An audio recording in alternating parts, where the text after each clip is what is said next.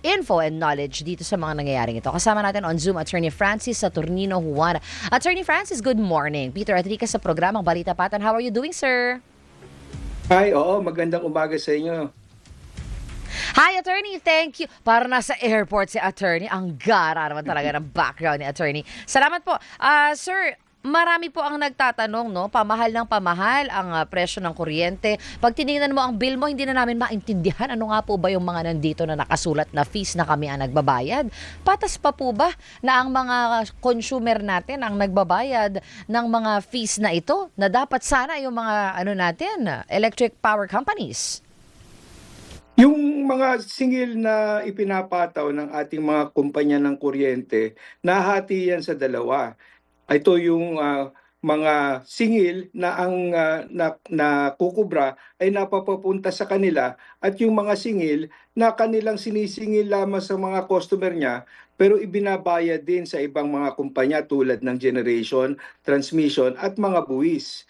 Itong mga singil na pinapataw ng ating mga distribution utilities, ito ay nasasaklaw ng mga regulasyon ng ERC. Pagdating sa kanilang distribution charges o yung napapapunta sa kanila, ito ay dumadaan sa pag-aproba ng ERC. Itong ang mga singil nila may gitsang taon na hindi nare-revisa. Kaya hindi dito nanggagaling yung paggalaw o yung pagtaas ng mga singil ng kuryente.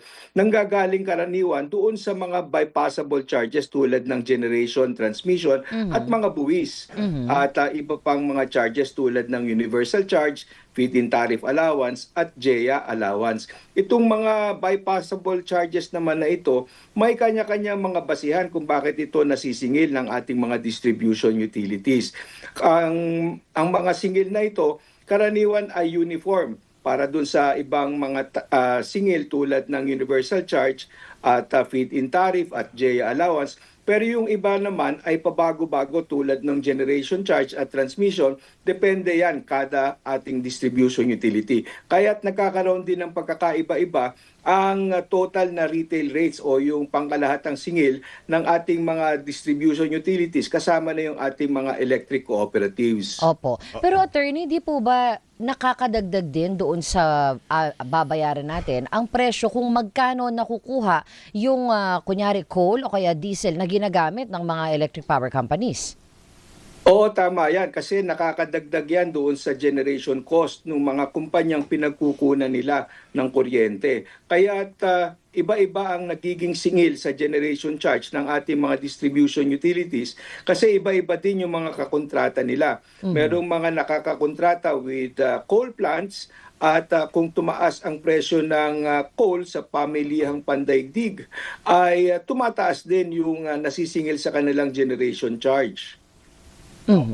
Attorney, unang-una po talagang kahit napilitin yata nung mga talaga nakapagtapos ng related courses, ang hirap intindihin kung paano ba kinocompute talaga itong rates na charge ng mga electric companies or power distribution companies kagaya ng Meralco.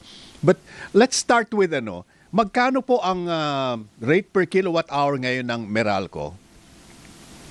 Ang rate per kilowatt hour ng Meralco, kung pag-uusapan natin ay yung total retail rate, ay pumapalo ng mga, paiba-iba din kasi kada buwan. So pumapalo siya ng Gs hanggang 13, 14 pesos, depende sa buwan. Depende rin sa kung ano yung nag-supply sa Meralco para doon sa preceding month. Oh, you of course know, sir, na syempre helpless naman tayo dyan, di ba? Pag sinabing tataas, di tataas, wala naman tayong magagawa. We look upon the ERC, among others, na siyang hindi naman kailangan magdikta, pero at least to let everybody know na okay yan. It's logical, it's rational na magdadagdag. But parang presyo ng gasolina, we just take it, di ba? Wala naman talagang magagawa sa rate ng mga power distribution or cooperatives, kung mga 11 pesos ang Meralco, attorney, ang nasa probinsya po, may mga 16.90 na per kilowatt hour, 15.33 per kilowatt hour. Who's supervising that? Sino po ang dapat na nagmo-monitor at nagsasabi na okay lang yan? Kasi po, Metro Manila tayo, parang sanay na tayo dyan eh. Pero sa probinsya, wala po talagang pupuntahan eh para magsabi na pataysin din na nga yung ano nyo, ilaw ninyo. Malaki pa bayad. Ang taas pa rin ng bayad. Please, sir. Tama yun. Doon sa mga singil ng ating mga utilities, lalo na yung mga cooperatives, ito ay nasasaklaw din naman ng pulisiya ng Department of Energy. Una, kinakailangan na magsumiti sila ng kanilang plano o yung procurement plan. At dito sa procurement plan nila, dito ipapakita kung ano yung kakailangan nilang kontratahin para sa supply nila sa mga susunod na taon. At ito ay sinusumiti nila sa Department of Energy. Ayon dito sa procurement plan na ito, sila ay naglulunsad ng tinatawag nating competitive selection process o yung auctioning, na kung saan nanghihikayat sila ng mga generation companies and suppliers na mag-participate dun sa kanilang auction at mag-offer ng pinakamababang supply.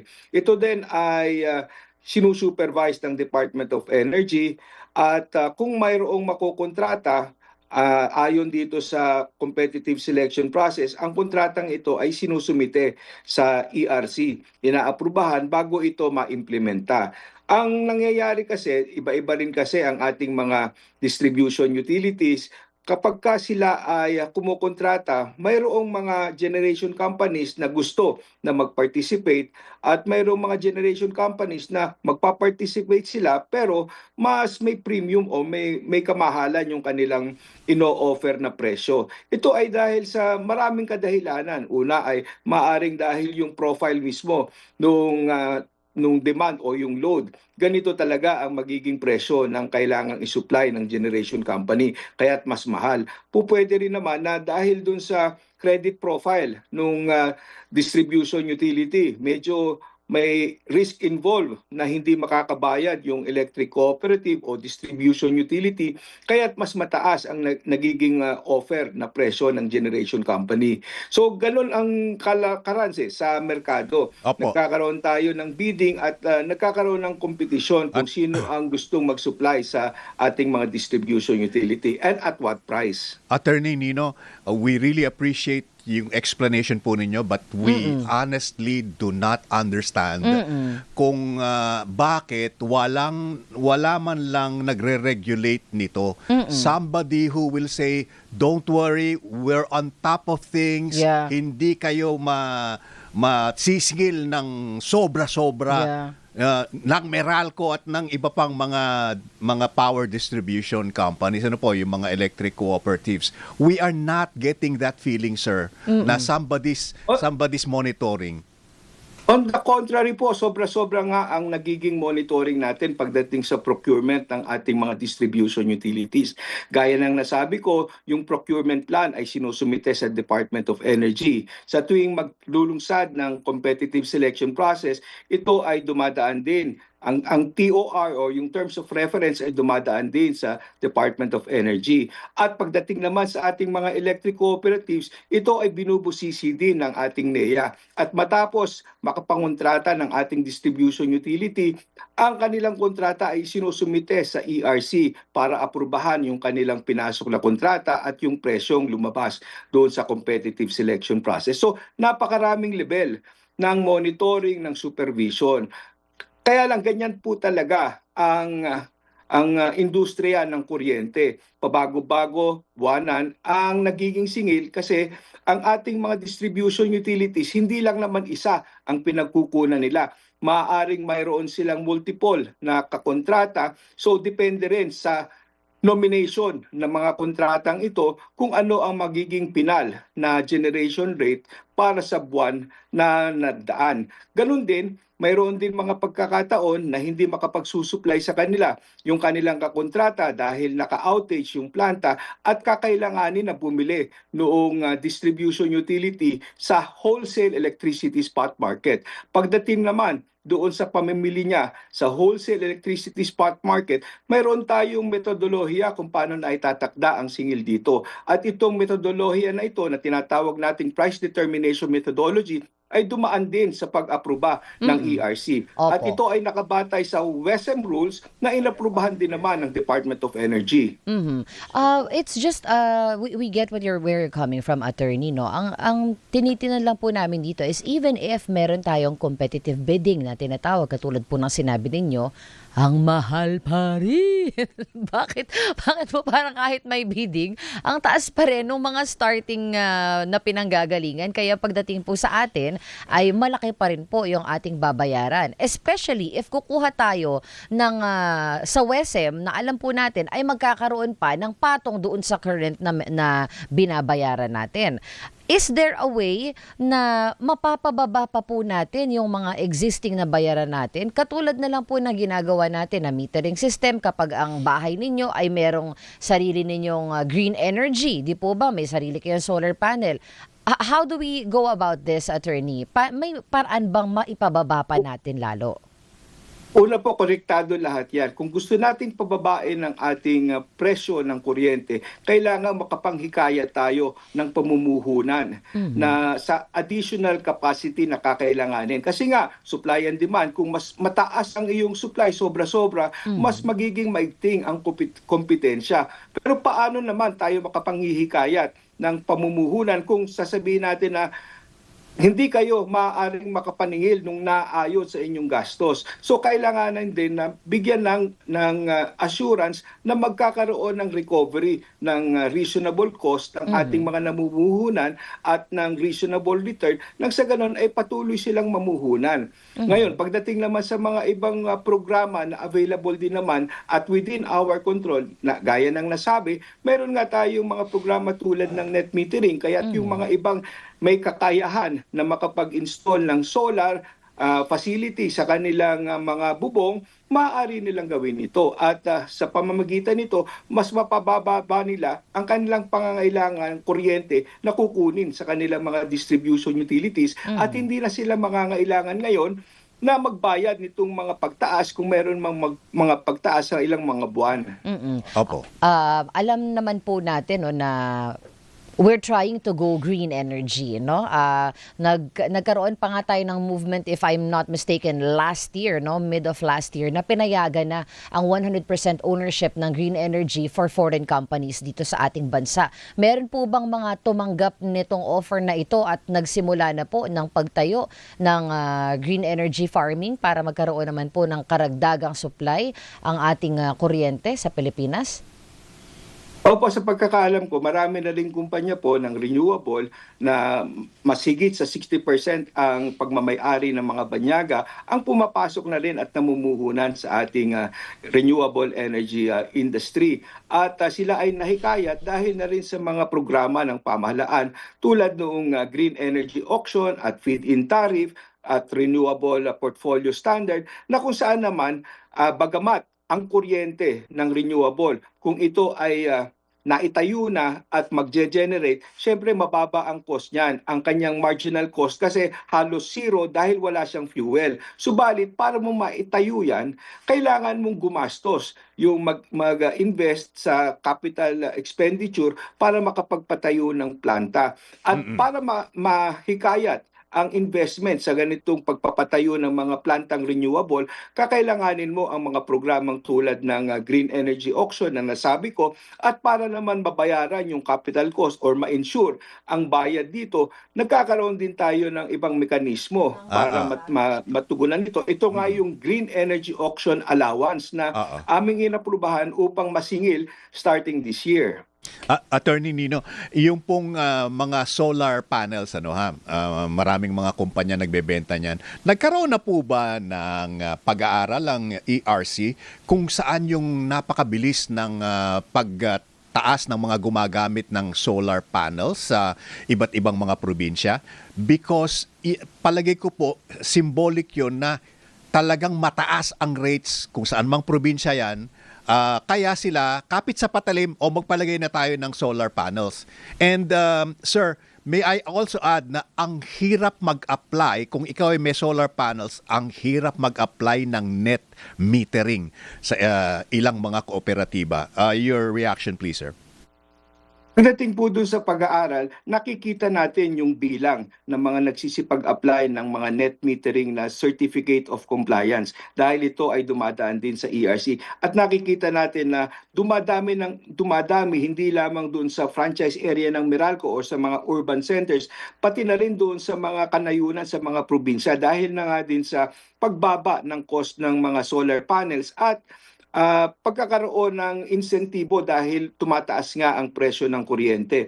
Pagdating naman doon sa net metering application, ito na nga din ang naging focus ng Yeah. ating gobyerno, ng Department of Energy at ng ERC upang mas mapadali ang pag-a-apply at bago nga lang in-announce ng ating Department of Energy na pagdating sa ERC, aapat lang ang requirement na lang. At ito ay Oo. yung application fee, yung bayad sa COC at yung CFI. Pero pagdating sa LGU, mando naman ang ating Department of Energy na mas pabilisan kasi karaniwan dito nagtatagal ang ating mga processing ng net metering permits Yeah. dahil doon sa matagal na evaluation para ma-issuean ng Certificate of Final Electrical Inspection. Naku po, ang dami pong requirements, sir. Wala na ako, hindi ka na naiintindihan dun medyo, sa net meter. I mean, sa, pikit matang bibili ka ng solar panels dahil hirap na hirap ka nang magbayad. No? Allow me to give you an example. Ano po, di ba, this is a worn out repeat refrain na ang Pilipinas, ang isa sa may pinakamataas na electricity rates sa ASEAN. ASEAN na lang, wag ng Asia.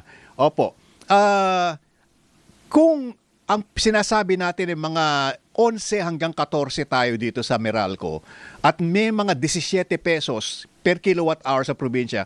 Sir, kung tama ito, I'm not saying this is the Bible truth, ano ha?